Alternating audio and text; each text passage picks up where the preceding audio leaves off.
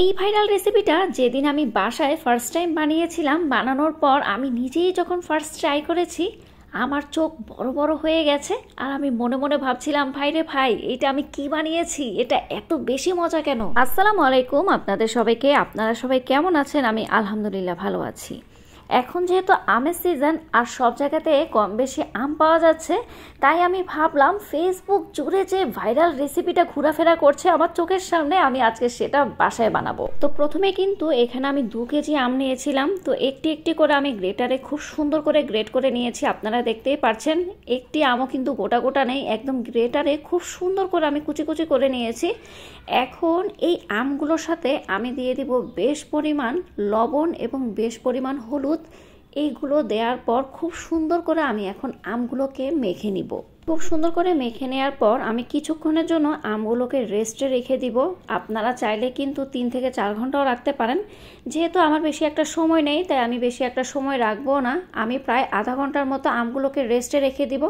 আধা ঘন্টা পর একটি নরম তুলতুলে গামছার মধ্যে অথবা আপনারা চাইলে যে কোনো কাপড়ের মধ্যে এই আমগুলোকে প্রথমে নেবেন। নেওয়ার পরে খুব সুন্দর করে আমগুলোকে, আপনারা দেখতে পাচ্ছেন আমি ভিডিওতে যেভাবে চিপে চিপে পানিগুলো বের করছি, ঠিক সেভাবে চিপে চিপে আমগুলো থেকে পানি বের করে নেবেন।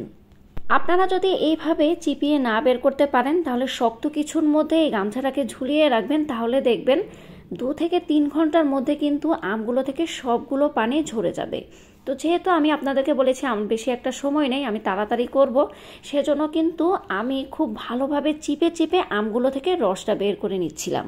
এখন আমি আপনাদেরকে ফাইনাল লুকটা দেখাই। দেখতেই পাচ্ছেন আমার আমগুলো থেকে কিন্তু সবগুলো রস বের করে নেওয়া হয়ে গেছে। এখন আমি একটি আচারের জন্য স্পেশাল মশলা তৈরি করে নিব, যার জন্য এখানে আমার লাগছে 1 টেবিল চামচ পরিমাণ ধনিয়া, 1 টেবিল চামচ পরিমাণ জিরা, 3টি এলাচ, হাফ চা চামচ পরিমাণ কালো গোলমরিচ, 1 টেবিল চামচ পরিমাণ পাঁচফোড়ন এবং 1 টেবিল চামচ পরিমাণ আজওয়াইন। সাথে আমি কিছুটা শুকনা মরিচ দিয়ে দিচ্ছি। সবগুলোকে খুব ভালোভাবে আমি টেলে নিব। যখন দেখবেন হালকা একটা স্মেল বের হয়েছে, তখনই কিন্তু আমি চুলা বন্ধ করে গ্রিন্ডারে এগুলোকে আধা ভাঙা করে নিব। আমি যে আমগুলো থেকে রস বের করে নিয়েছিলাম সেগুলোকে এখন আমি কাচের বয়মের ভিতরে ঢুকাবো। ঢুকানোর পর এখন আরেকটি স্পেশাল মশলা আমি তৈরি করব, যার জন্য এখানে আমার বেশ পরিমাণ সরিষার তেল লাগছে। অবশ্যই মনে রাখবেন এই আচারে কিন্তু সরিষার তেলের পরিমাণটা অনেক বেশি লাগবে। এরপরে এখানে আমি দিয়ে দিচ্ছি 2 টেবিল চামচ পরিমাণ রসুন বাটা, হলুদের গুঁড়া, মরিচের গুঁড়া, লবণ, ভিট লবণ। অবশ্যই কিন্তু ভিট লবণটা দিবেন, তাহলে টেস্টটা কিন্তু ভীষণ ভালো আসে। আর যদি আপনারা চান যে ভিট লবণটা অ্যাভয়েড করবেন, তাহলে না দিলেও হবে, একদমই কিন্তু অপশনাল। গ্রিন্ডারে আমি যে আচারের মশলাটা আধা ভাঙা করে রেখেছিলাম, এখন আমি এই আধা ভাঙা করা মশলাটাই কিন্তু আমার আচারে দিয়ে দিব। এরপর আমি দিয়ে দিচ্ছি চিলি ফ্লেক্স, সাথে দিয়ে দিচ্ছি চিনি। আমি এখানে একদমই সামান্য পরিমাণ চিনিটা দিব, যাতে করে আচারের টেস্টটা ভালো আসে। এই আচারটা কিন্তু আমি একদমই টক টক দিব, তাই এখানে চিনির পরিমাণটা আমি বেশি দিচ্ছি না, জাস্ট টেস্টের জন্য কিন্তু এখানে আমি চিনিটা দিয়েছি। আপনারা যদি চান তাহলে কিন্তু চিনিটা অ্যাভয়েড করতে পারেন। আমার সবগুলো মশলা দেওয়া হয়ে গেছে তেলের মধ্যে। এই মশলাটাকে এখন আমি 5 মিনিটের জন্য নেড়ে চেড়ে সুন্দর করে রান্না করে নিব। আপনারা দেখতেই পাচ্ছেন তেলটার কালারটা চেঞ্জ হয়ে গেছে। এখন আমি চুলাটা বন্ধ করে দিব, আর বয়মের মধ্যে যে আমি আমগুলো রেখেছিলাম সে বয়মেই এই গরম গরম তেলগুলোকে আমি ছেড়ে দিব, যাতে করে যে আমটা আমি কাঁচা রেখেছিলাম সে কাঁচা আমের সাথে যাতে গরম তেলটা মিলেমিশে একাকার হয়ে যায়, আর টেস্টটাও কিন্তু ভীষণ ভালো আসে। বিশ্বাস করবেন না, এই সময় আপনারা যখন তেলটা এই বয়মের ভিতরে দিবেন এত সুন্দর একটা স্মেল আসে, আর দেখতেও কিন্তু ভীষণ ভালো লাগে।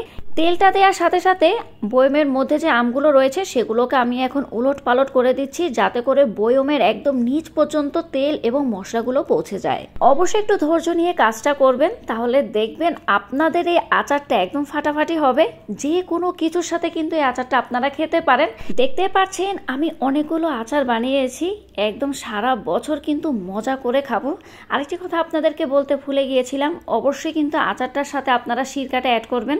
আমার কিন্তু এখানে একটু ভিডিওটা কেটে গিয়েছিল, তাই আপনাদেরকে দেখাতে পারিনি। অবশ্যই সারা বছর যদি ভালো রাখতে চান আচারের সাথে কিন্তু অবশ্যই সিরকাটা অ্যাড করবেন।